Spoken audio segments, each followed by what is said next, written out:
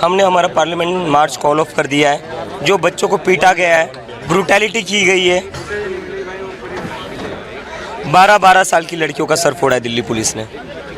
जब मैं यहाँ पर देख रहा था बैरिकेड के पास पुलिस वाले लड़कियों का गला पकड़ रहे थे। एक लड़की ने अभी मुझे बताया कि पुलिस वालों ने उसके कपड़े फाड़े, बाद में डिटेंशन में लेकर जाकर उसके छाती पर भी पैर रखा है।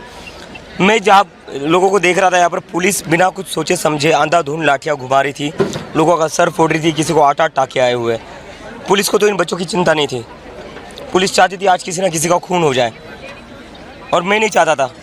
हमारी जिम्मेदारी, हमें इन बच्चों की चिंता थी क्योंकि ये हमारे कहने पर आए थे। इन बच्चों की ज़िंदगी के लिए हमने हमारा जो पार्लियामेंट का मार्च था वो यहाँ रोका। अगर किसी को भी कुछ हो जाता तो दिल्ली पुलिस क्या मुंह दिखाती।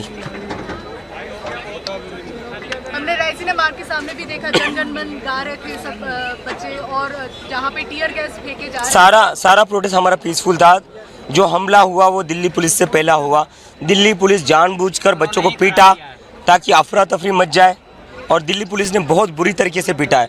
और इसी कारण सोनम सर ने आज डिक्लेयर किया है कि वो अपना अनशन नहीं तोड़ेंगे। दिल्ली पुलिस ने जो ब्रूटैलिटी करी है स्टूडेंट्स के ऊपर, उसकी वजह से सोनम सर अपना हंगर स्ट्राइक एक्सटेंड कर रहे हैं, because this is not acceptable.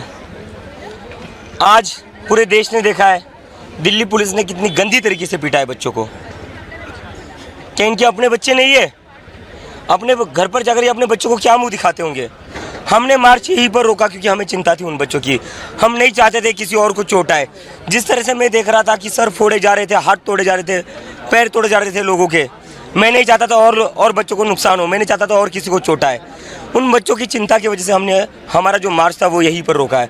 हम में अगर इतनी सेंसिटिविटी है, अगर हम में इतनी मैच्योरिटी है, तो ये जो वर्दी में लोग हैं उनमें ज़रा सा भी दिल नहीं, ज़रा सी भी इंसानियत नहीं है। और उस सरकार का क्या, जिसने ऑर्डर दिए थे बच्चों के ऊपर लाठियाँ चलाने के, इतनी क्रूएल सरकार कैसे हो सकती है? पूरी दुनिया देख रही है ये सरकार कितनी क्रूएल, और बच्चों को किस तरह से किस तरीके से पीटा है। आज जेपी नड्डा से बात करने के बाद आप लोग, ये सरकार ने एक तरफ बात करने के लिए बुलाया और दूसरी तरफ बच्चों पर लाठियाँ चला रहे थे। ये अभी भी चला रहे हैं, अभी भी चला रहे हैं।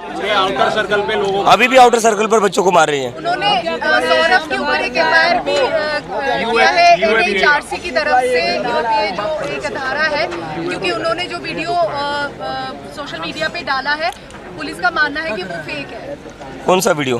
सौरभ दास के एक्स हैंडल से जो एक पोस्ट हुई है एनएचआरसी। यहाँ तो इंटरनेट चल ही नहीं रहा है, या तो इन्होंने जैमर भी लगा रखे, तो मैं वो वीडियो देख नहीं सकता।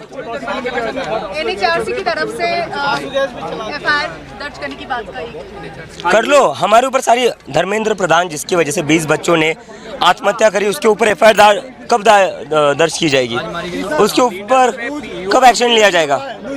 सारे नियम कानून हमारे लिए है। जिस इंसान की वजह से 20 से ज़्यादा बच्चों ने सुसाइड करी, उसके ऊपर कोई एक्शन लेगी है सरकार? या सारे नियम कानून, सारे एफआईआर्स इस देश के नागरिकों के लिए इन्होंने रखे हैं। एक चीज देखा जा रहा था, ये कम्युनिकेशन नहीं था, जो प्रोटेस्टर्स थे उन तक नहीं था ये clear communication. Protesters announcement system क्यों नहीं था? क्योंकि वो आगे बढ़ने की कोशिश कर रहे थे। At what cost? वो आगे बढ़ने की कोशिश कर रहे थे, एट व्हाट कॉस्ट? उनकी जिंदगी दांव पर थी। जिस तरीके से दिल्ली पुलिस लाठियाँ चला रही, समझने को वो लोग मैं बता, मुझे तो आंसर तो देने दे। वो लोग कह रहे थे हम लाठियाँ खा लेंगे, हम अपना सर फुड़वा लेंगे, लेकिन फिर भी हम संसद जाएंगे। उनकी तैयारी थी, लेकिन मैं नहीं चाहता था ऐसा हो, इसलिए मजबूरी में मुझे यहाँ रुकना पड़ा। सरकार को चिंता नहीं थी उनके जान की, पुलिस को उनकी चिंता नहीं थी उनके जान की।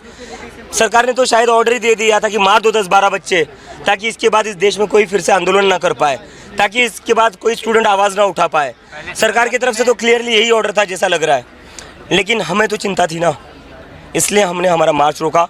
बहुत सारे लोगों को मार्च करना था, लेकिन हमारी जिम्मेदारी थी कि किसी को और ज़्यादा नुकसान नहीं होना चाहिए। जो देखा हमने, वो देखते हुए हमारे मन में डर था कि हम नहीं चाहते थे किसी की मौत हो जाए। यहाँ पर मॉनसून सेशन का पहले दिन में नीट यूजी के मामले पे बात हुई है सदन में। विपक्ष के सांसदों ने इस बात को वहाँ पे छेड़ा है। इस बात का कोई आपको जस्टिफिकेशन समझ में आया कि आज जो सपोर्ट यहाँ पे इतनी भीड़ में आप लोगों को मिली है, सदन में एक मांगे आप लोगों की पूरी हुई? नहीं, सदन में तो बात रखी ही जाने वाली थी, तो मैं सारे विपक्ष का धन्यवाद देता हूँ कि उन्होंने जो हमें कमिटमेंट दिया था वो पूरा किया सदन में इस मुद्दे को उठाने के लिए। लेकिन जब तक धर्मेंद्र प्रधान का इस्तीफा नहीं होता, इस पर आवाज़ उठानी पड़ेगी और उसके ऊपर आंदोलन करना पड़ेगा।